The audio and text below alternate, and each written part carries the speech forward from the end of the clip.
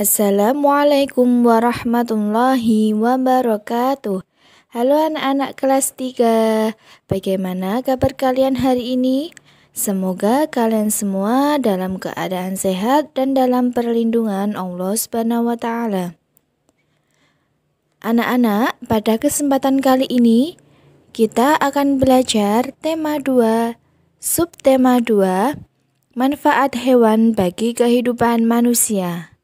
Oke anak-anak, silahkan kalian simak video ini dengan seksama ya. Pernahkah kalian membaca sebuah dongeng? Membaca dongeng merupakan kegiatan yang menyenangkan.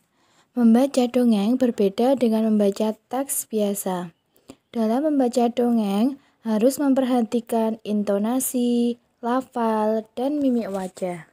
Dalam sebuah cerita dongeng, di dalamnya terkandung sebuah makna, yaitu sebagai pesan, atau biasa disebut dengan amanat. Pesan dalam dongeng mengandung pesan moral atau kebaikan. Pesan atau amanat adalah salah satu unsur intrinsik dari sebuah dongeng. Berbagai pesan kebaikan dapat disampaikan lewat dongeng, seperti bertingkah laku rendah hati, sopan, jujur, tidak serakah, membantu orang tua, serta rajin belajar. Dan ada banyak sekali contoh tingkah laku yang diperankan dalam sebuah dongeng. Itulah tadi adalah salah satu contohnya. Tahukah kalian apa itu tokoh dan watak dalam dongeng? Tokoh merupakan pelaku dalam cerita. Tokoh dalam dongeng atau cerita dapat berupa manusia atau binatang. Tokoh dalam dongeng memiliki sifat yang berbeda, misalnya baik, jahat, pemalas, rajin, atau manja. Watak merupakan cara pengarang untuk menggambarkan karakter tokoh dalam sebuah cerita. Dalam dongeng terkandung pesan moral. Pesan moral dalam dongeng digunakan sebagai wahana dalam rangka menanamkan dan melestarikan moral, tatanan, tingkah laku, perbuatan terhadap masyarakat. Dongeng senantiasa menawarkan pesan moral yang berhubungan dengan sifat leluhur kemanusiaan, memperjuangkan hak dan martabat manusia. Contoh sikap baik yang dapat dicontoh adalah bersikap baik kepada sesama. Setiap manusia memiliki kewajiban untuk berbuat baik kepada sesama manusia.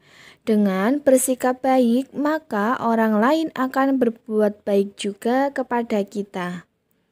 Perbuatan yang baik akan mendapatkan balasan yang baik pula. Perbuatan baik kepada binatang atau tanaman pun, maka kebaikannya akan kembali kepada kita. Bersikap baik terhadap sesama dapat diterapkan di mana saja, seperti di sekolah, di rumah, di lingkungan masyarakat, dan sebagainya. Karakteristik sifat manusia itu berasal dari bawaan atau akibat pengaruh lingkungan. Karakteristik bawaan merupakan karakteristik keturunan yang dibawa sejak lahir, baik yang berhubungan dengan faktor biologis maupun sosial psikologis. Karakteristik yang dipengaruhi lingkungan adalah karakteristik individu yang terbentuk karena pengaruh lingkungan hidup dari individu tersebut. Ketika dalam sebuah menari, kita harus menghargai sesama teman kita dalam melakukan sebuah tarian tersebut. Misalnya dalam menirukan gerak tari hewan. Gerak merupakan unsur utama dari tari. Gerak di dalam tari adalah gerak yang indah. Gerak yang indah adalah gerak yang telah diberi sentuhan seni. Gerak keseharian yang telah diberi sentuhan seni akan menghasilkan gerak yang sangat indah. Misalnya gerak meniru kegiatan sehari-hari, contohnya adalah meniru binatang dan sebagainya. Gerakan tari adalah gerak tubuh yang selaras dan berirama sehingga menghasilkan karya seni yang dilakukan di setiap tempat dan waktu tertentu. Gerak yang ada dalam kegiatan dalam kehidupan sehari-hari dapat digunakan sebagai gerak tari. Gerak tari ini dilakukan ada yang cepat dan ada yang dilakukan juga dengan lambat. Contoh gerak yang dapat digunakan dalam tarian adalah gerak hewan berjalan dan terbang. Misalnya, gerak burung dilakukan dengan menggerakkan tangan di samping badan menyerupai burung terbang. Oke, untuk selanjutnya kita akan belajar tentang sifat pertukaran pada perkalian. Apakah kalian masih ingat dengan rumus sifat pertukaran pada penjumlahan kemarin?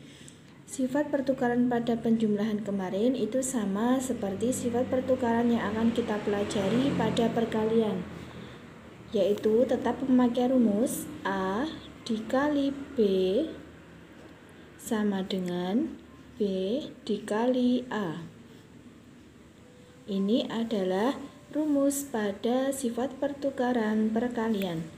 Contoh nomor 1, 15 dikali 3 sama dengan titik-titik dikali 15. 15 ini sebagai A, 3 sebagai B, titik-titik ini sebagai B, dan 15 sebagai A. Berarti nilai B pada titik-titik ini adalah angka 3. Yang selanjutnya nomor 2 yaitu 8 dikali titik-titik sama dengan 5 dikali titik-titik. 8 sebagai A, titik-titik ini sebagai B, 5 sebagai B, titik sebagai A. Kita tentukan dulu nilai B ini. Kita lihat nilai B berapa? Nilai B adalah 5. Dan selanjutnya kita menentukan nilai A. Kita lihat di depan nilai A berapa? Ya, nilai A adalah 8. Itulah tadi adalah 2 contoh dari sifat pertukaran pada perkalian. Oke anak-anak, itulah tadi adalah penjelasan tentang tema 2, subtema 2, manfaat hewan bagi kehidupan manusia.